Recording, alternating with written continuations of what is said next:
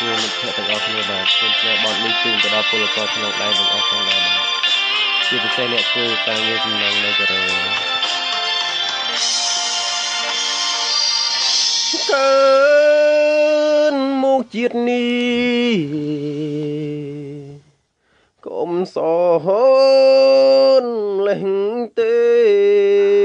ធ្វើការឆ្លងដែនស្រុកគេគ្មានពេលទំនេរធ្វើការយប់ថ្ងៃ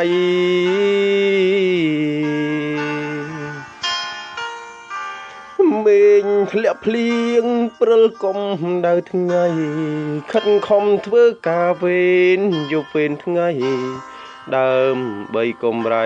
ជួយជ្រងគ្រួសារថ្ងៃខ្លះដេកយំបងហូ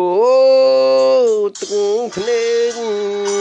អាសូរដល់ខ្លួនឯងពេកត្រឹមតែមួយផ្លែតបែកពីគ្រួសា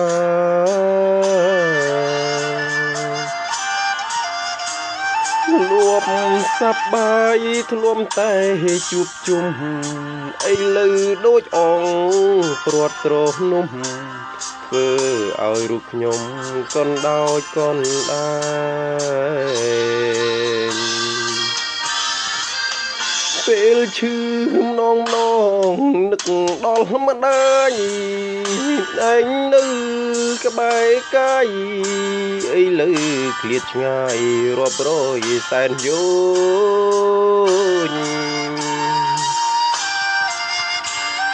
នឹកគ្រីនៅតូចម្ដាយធ្លាប់ធ្នមបំពេឲ្យកូនគ្នារស់បានសុខអើយសង្ឃឹមថ្ងៃមុខនឹងរស់បានសុខលែងឃ្លានពីម៉ែពីពុកលែងចំណាស្រុកដូចពេលនេះហើយ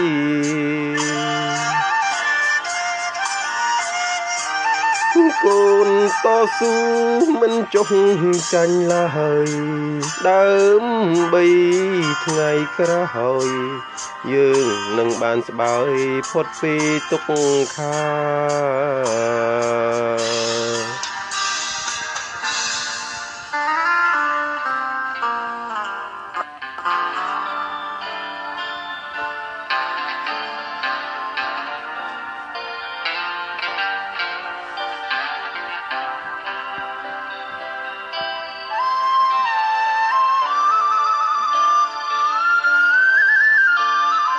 ធម្មជីវិតឆ្លងដែនឃ្លាតពុកឃ្លាតម៉ែឃ្លាតបងឃ្លាតប្អូន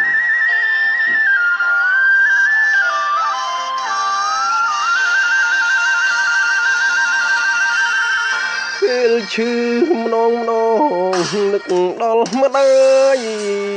តែងនៅក្បែរកាយអីលើឃ្លាតឆ្ងាយរាប់រយសែនយោ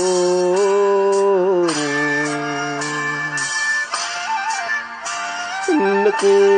គ្រានៅតូចម្ដាយធ្លាប់ធ្នមបំពេឲ្យកូនគ្នារស់បានសុខអើយសង្ឃឹមថ្ងៃមុខនឹងរស់បានសុខលែងឃ្លានពីម៉ែពីពុកលែងចំណាស្រុកដូចពេលនេះហើយកូនតស៊ូមិនចុះចាញ់ឡើយដើម្បីថ្ងៃក្រោយយើងនឹងបានស្បើយរួចពីទុក្ខខា